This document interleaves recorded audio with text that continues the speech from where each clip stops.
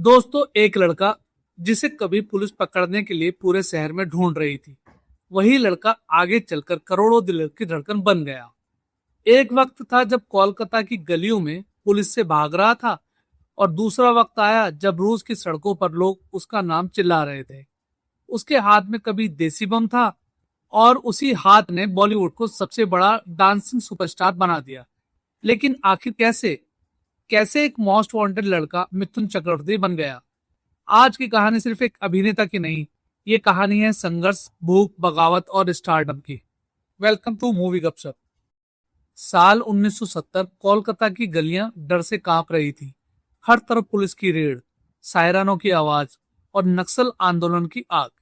उसी अंधेरी रात में एक लड़का गलियों में भाग रहा था, कभी दीवारों में छुपकर, कभी अंधेरे में सांस लेकर रुककर। उस लड़के का नाम था गौरांग चक्रवर्ती। कहा जाता है कि उस दौर में गौरांग नक्सल आंदोलन से जुड़ चुके थे। पुलिस उन्हें तलाश रही थी, उनके कई साथी पकड़े जा चुके थे। लेकिन एक रात सब बदल गया। गौरांग को एहसास हो चुका था कि ये रास्ता उन्हें मौत की तरफ ले जा रहा है। और जब उनकी मां ने रोते हुए कहा, बेटा यहाँ से चला जा, तो गौरांग ने फैसला कर लिया, वो कोलकाता छोड़ देंगे। और फिर एक रात हावड़ा स्टेशन से उन्होंने मुंबई की ट्रेन पकड़ ली। लेकिन मुंबई ने उनका स्वागत तालियों से नहीं, ठोकरों से किया। वो अपने चाचा के घर पहुंचे, लेकिन जब चाचा को उनके अतीत के बारे में पता चला, तो उन्होंने घर से निकाल दिया। उस रात गौरांग सड़क पे अकेले खड़े थे, ना जेब में पैसे, ना सिर पर छत। कभी फुटपाथ पर सोते, तो कभी पानी की टंकी के नीचे रातें काटते। पेट भरने के लिए उन्होंने छोटे मोटे सामान बेचना शुरू किया। कभी ट्रेन में कॉस्मेटिक बेचते, तो कभी गलियों में छोटी चीजें। लेकिन इन सब के बीच एक चीज नहीं बदली, उनका सपना। उसी दौरान उनकी मुलाकात हुई एक दोस्त से, जिसने उन्हें सलाह दी कि FTII ज्वाइन करें, यानी film and television institute of India. Gaurang ने इंटरव्यू दिया और वो सिलेक्ट हो गए।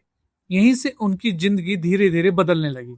कहा जाता है कि एक ज्योतिषी ने उनसे कहा था, तुम्हारी मिथुन राशि है और यही तुम्हारी किस्मत बदलेगी। बस यहीं से गौरांग चक्रवर्ती बन गए मिथुन चक्रवर्ती। लेकिन संघर्ष अभी खत्म नहीं हुआ था। FTII में उनकी खूब रैगिंग हुई। सीनियर्स उनका मजाक उड़ाते, कहते तुम हीरो नहीं बन सकते, क्योंकि उस दौर में बॉलीवुड को गोरे चेहरे चाहिए थे और मिथुन बिल्कुल अलग दिखते थे। लेकिन उन्होंने हार नहीं मानी। घंटों आईने के सामने एक्टिंग करते, डांस सीखते, खुद को बेहतर बनाते। और फिर एक दिन किस्मत ने दरवाजा खोल दिया। उन्हें फिल्म मिली मृग्या, एक छोटे से आदिवासी युवक का किरदार।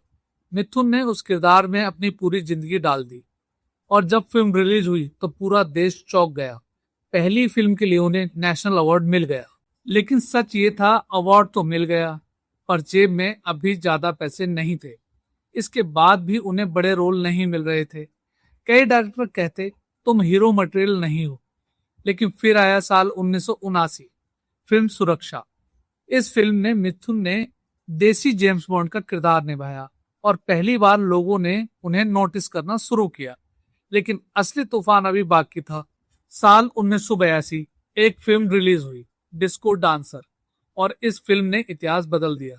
जिम्मी जिम्मी, ये सिर्फ गाना नहीं था, पूरी दुनिया का क्रेज बन चुका था। भारत से लेकर रूस तक हर जगह सिर्फ एक नाम गूंज रहा था, मिथुन चक्रवर्ती। कहा जाता है कि रूस में इस फिल्म के करोड़ों टिकट बिके थे। लोग हिंदी नहीं जानते थे, लेकिन जिम्मी जिम्मी गाने गाते थे। रूस में मिथुन को लोग प्यार से जिम्मी बुलाते थे। और वो भारत के पहले ऐसे सुपरस्टार बने जिन्हें विदेशों में भगवान जैसा प्यार मिला।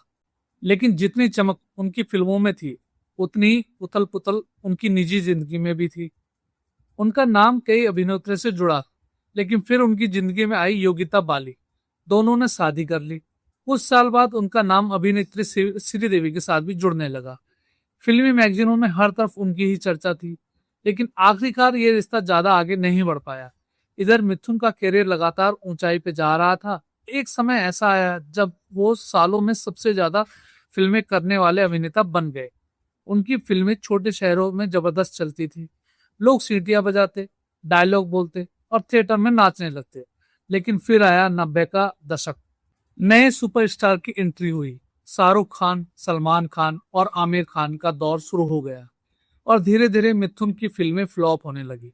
कहा जाता है कि उनकी लगातार कई फिल्में नहीं चली, लेकिन यह भी मिथुन हार नहीं मानी लेकिन यहाँ भी मिथुन ने हार नहीं मानी।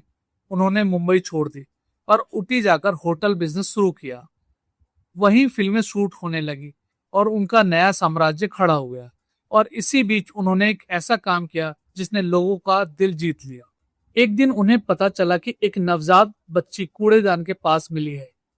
मिथुन तुरंत वहां पहुंचे और उस बच्ची को गोद ले लिया। उस बच्ची का नाम रखा गया दिशानी। यहाँ से लोगों ने मिथुन को सिर्फ सुपरस्टार नहीं बल्कि एक बड़ा इंसान कहना शुरू किया।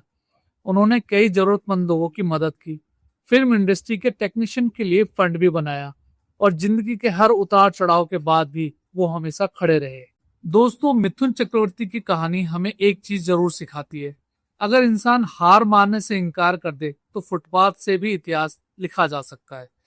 वो लड़का जो कभी पुलिस से भाग रहा था, एक दिन पूरी दुनिया के दिलों में राज करने लगा। तो दोस्तों, मिथुन चक्रवर्ती की आपकी फेवरेट फिल्म कौन सी है? कमेंट्स में जरूर बताइएगा। Thank you for watching. Subscribe for more videos.